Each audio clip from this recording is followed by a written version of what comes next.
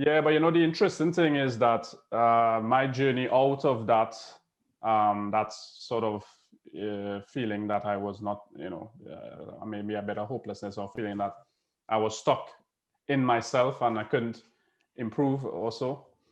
It started with a book that I got in very strange circumstances, and this was the first book that I ever read, apart from school books.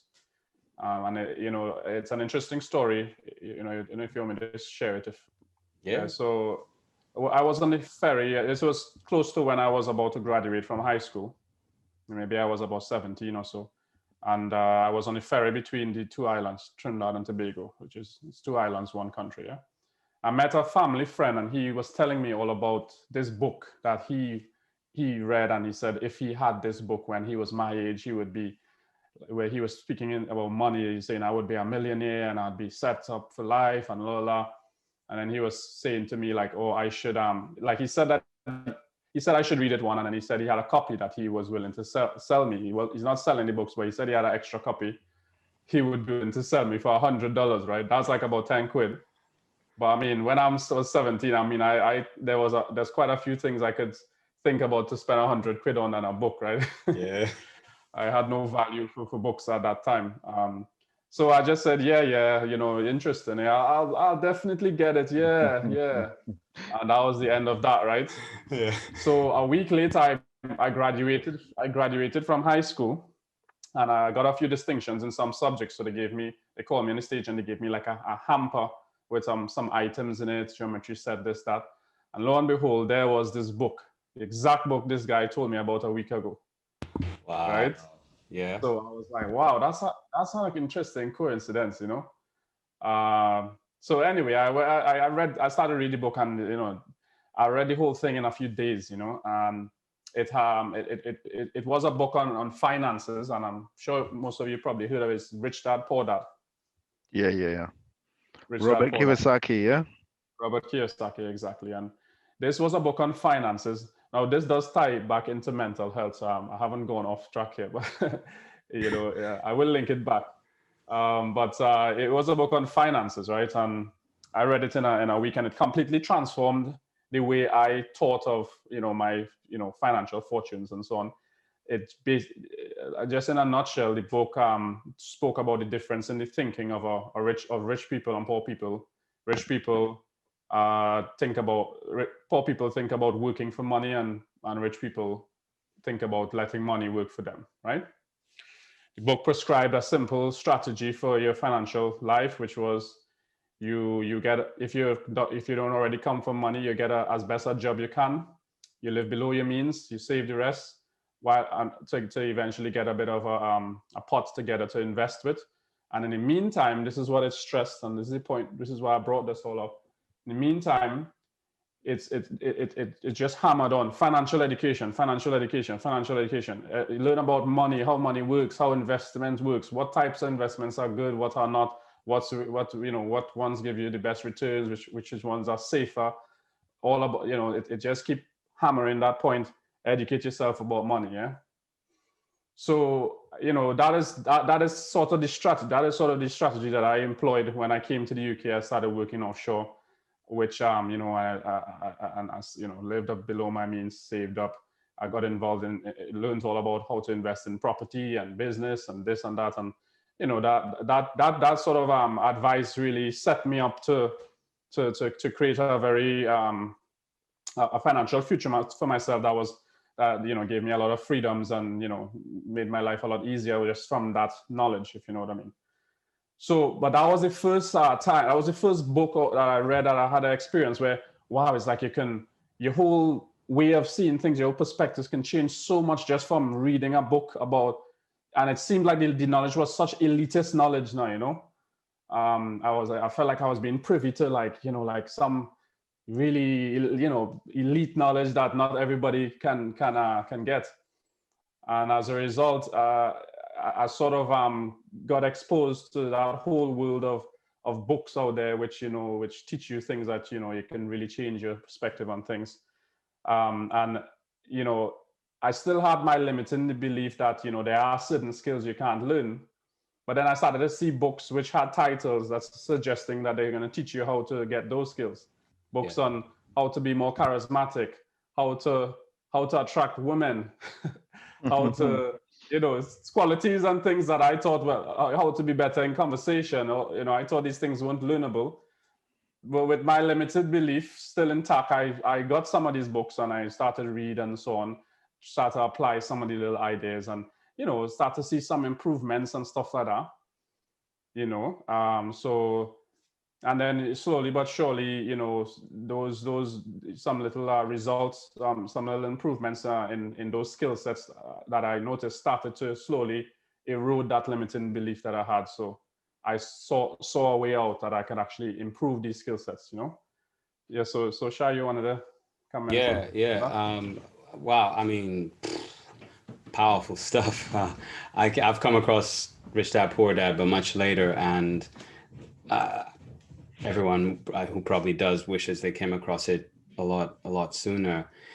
I think the most powerful thing there for what you were saying was, I think it's like Bruce Lee or something, where it's like, knowing isn't enough, we have to do. And a lot of people read books, but you genuinely applied what you were getting from the book, especially that living below your means piece. And so this was a beautiful, fantastic transition into committing to your vision. So it seems like at that point you were smart in high school, you got some distinctions, and lo and behold, it all pays off. They give you the hamper that gives you extra knowledge that you need. And it seems that might be one turning point where you've gone from just the education focus to the, okay, financially, I've got the school down, but you might have sensed there was something missing, and the Rich Dad Poor Dad highlights that. You're like, okay, I want to educate myself financially. You mentioned going into the oil platform field, working in sort of that and saving up what you can. I'm also then curious. So it seems to me, you also identified the other books you started working on. It seems to me that's a key turning point where you start to almost go, this was me in high school, I've come out, I've done quite well, and now this is who I want to become. And you've gone on to actively shape or mold yourself, chisel yourself, into who you want to become. And so I feel like you've sort of shared two mentors in essence. So you've had the friend who initially, I suppose, showed you what it's like to be someone who interacts with everyone, who's one of the cool kids and what comes with that. And you've got someone else who, well, we won't go with him highlighting the book to you. You've got Robert Kiyosaki, who's informed you about getting financially educated. Yes. At this point, when you're starting to work, who? No, go ahead. Sorry. Yeah, I was going to ask if it changed who you started hanging out with, if you sort of lost communication with friends, and you're the second youngest. How does that change relationships at home if you're doing all this? And just what was the journey like in that second phase? As the depression or those self-consciousness pieces, have they started to disappear, or is this more, I was focused on certain books of study when I was in school, now I'm focused on these books and on developing myself in this way, but I'm still perhaps keeping to myself, still the reserved and quiet person, and the other transformations come later? Right. Well, what happened from that point on, when I discovered this whole world of information out there that can teach me things to improve skill sets that I felt like I was lacking, right? I would sort of just give you my understanding of it now with full hindsight, and then go back to the what I feel is that for my mental health, I need to feel useful and capable in a wider range of areas in my life, and I also need to feel that I'm doing something or at least some things that are worthwhile to me, in my estimation, that I feel them to be worthwhile. Yeah. Now, what happened? What was the problem? At the start of the journey, when I was lacking in these various skill sets, is that I didn't have the skill sets necessary to be useful or capable in the ways that I wanted to be useful, to feel empowered in myself to feel like I'm in control. I'm able to respond to the challenges that life throw at me effectively, and to be proud of that in myself. So I feel like my mental health started to really improve and so on once I saw that, oh, there is a pathway I can actually develop any skill that I want. So it's that one limiting belief that some skills are not learnable.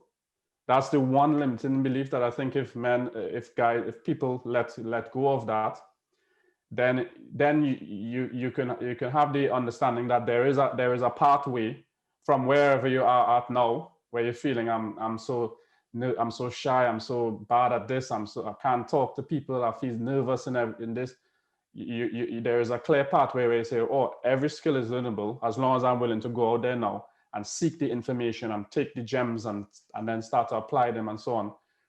So I feel for men, or for myself at least, if I feel that there is a clear path towards sorting a problem that I'm experiencing, that I have, that is half the mental strain of it gone. I'm more suffer mentally if it is I feel like I've got an issue and there's nothing I can do about it. There's no solution, there's no pathway. I don't mind to work towards the solution, but if I feel I can't see any solution, then my mental health will suffer from that. So I think that one limiting belief of some skills are not learnable, once you get rid of that, you realize that there are first of all, there's thousands of people who have the same problems you have, and there's a few hundred of them that wrote books about it and the solutions that they found for it. So if you want to go out there and dig, you're going to find, and then you start to apply, and everything starts to work out for you slowly but surely as you start to stack up those skill sets.